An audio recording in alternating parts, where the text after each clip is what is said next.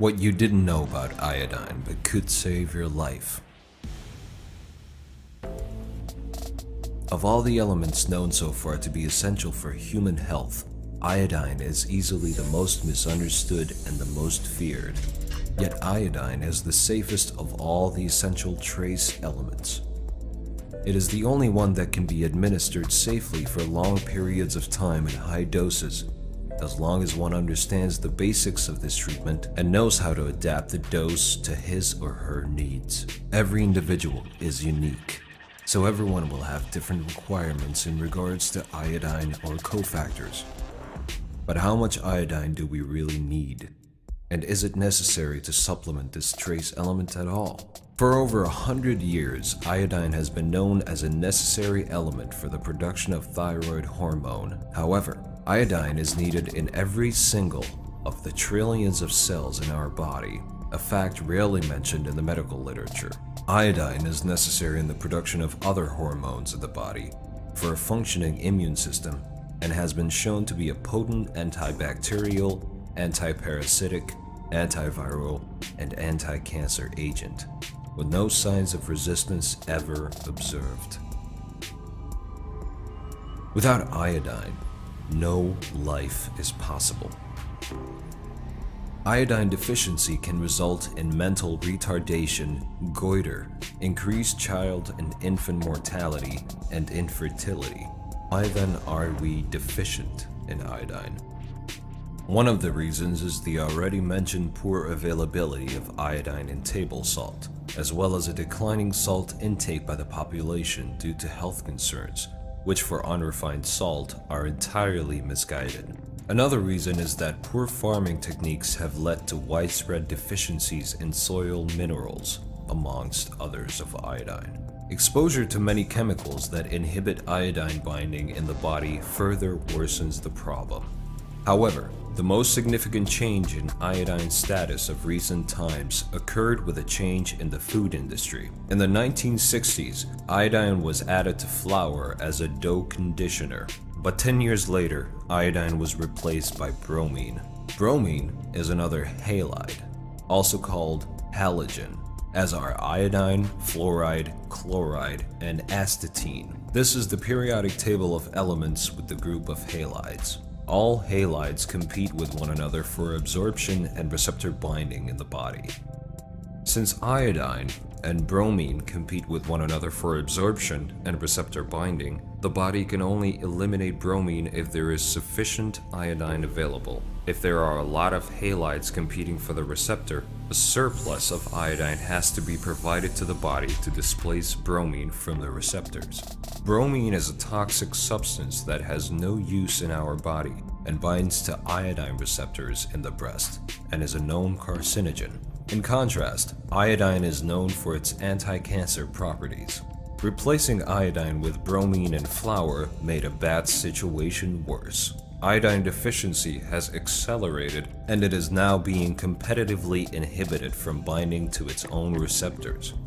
Unfortunately, bromine can not only be found in flour, but is used everywhere in industrially produced goods. As flame retardant, it can be found in textiles, carpets, mattresses, cars, electronics, and is also found in pesticides. The list goes on and on. Generally speaking, there are two different forms of iodine: iodide and elemental iodine.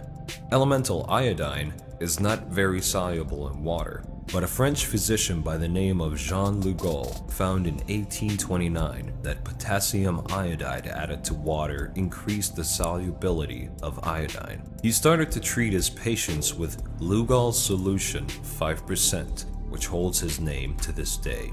Today we know that different tissues respond differently to the two forms of iodine. The thyroid gland, for instance, primarily utilizes iodide, while breast tissue prefers iodine. The anti-cancer effect of iodine is mostly based on the iodine form, whereas the iodide form, the one available in table salt, is much less effective.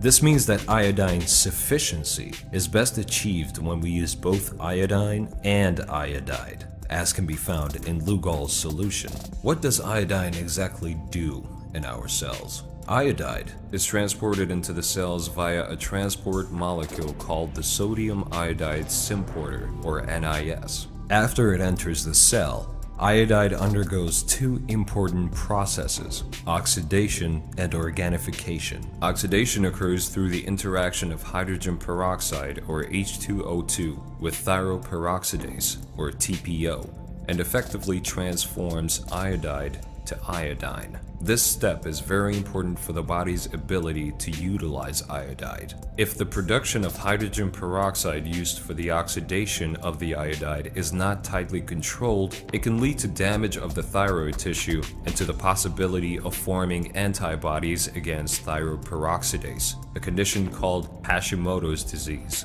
the most prevalent form of hyperthyroidism or low thyroid function. One element crucial in this process is selenium, another trace element most of us are deficient in. The next step in the utilization of iodine is called organification, which means that iodine becomes part of cholesterol, fats, and proteins.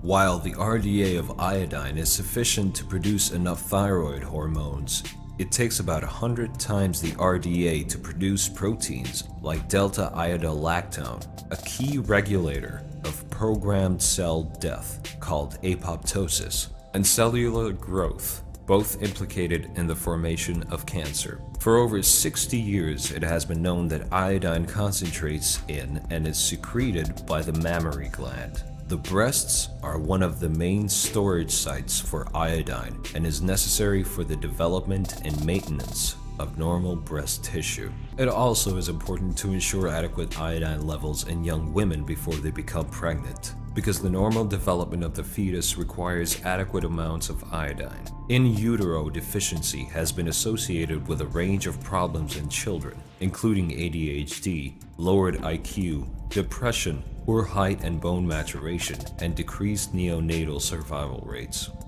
So how much iodine do we have to provide to our bodies every day for its optimal health? Clearly, the RDA and even multiples of that seem dreadfully inadequate.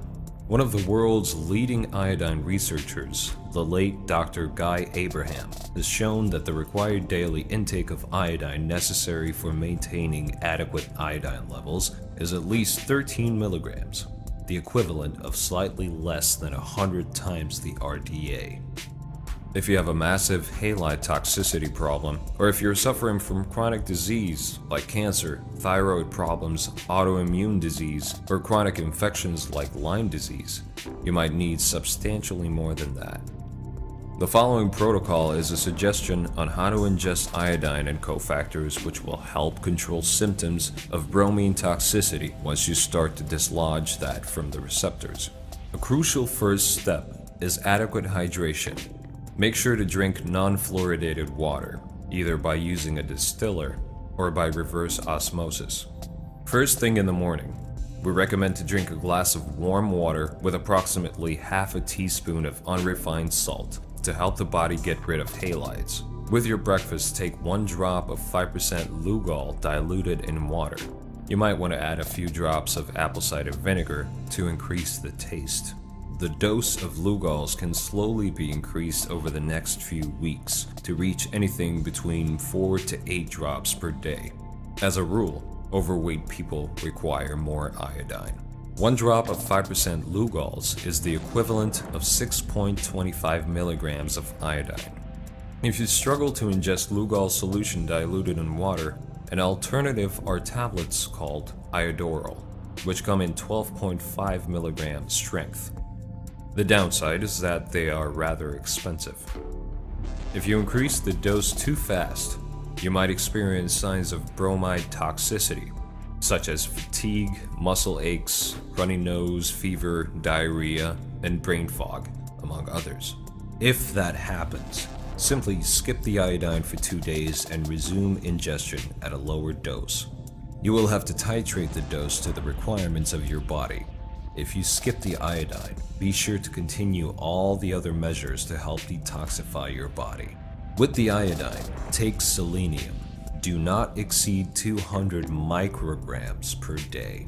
If you suffer from chronic medical problems, it is advisable to take other cofactors to aid the body coping with the stress of detoxification. 100 milligrams of vitamin B2 and 500 milligrams of vitamin B3 can make a world of difference in such situations. Vitamin C is another valuable cofactor, but it should not be ingested at the same time as iodine, as the two partially neutralize each other. Wait for 2 hours after ingestion of the iodine before taking vitamin C. In general, a dose of 2 to 4 grams per day seems adequate. In the evening or late afternoon, have another glass of warm, salty water to aid detoxification. And you might want to take some magnesium before going to bed, preferably some chelated form like magnesium glycinate or magnesium malate. Many concerns have been voiced, chiefly among the medical establishment, about the safety of iodine, or the lack of it.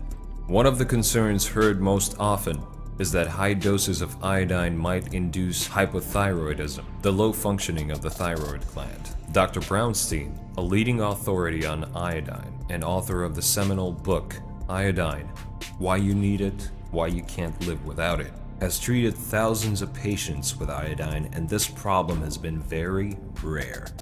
Do children need iodine as well? The short answer is yes. For children to have adequate iodine levels is even more important, especially in regard to brain development. However, their dose needs to be adjusted to their age and weight. Once you start using Lugol solution, you will be amazed at the effects it will have on your body and your mind. It might take a bit of fine-tuning, but it's well worth the effort.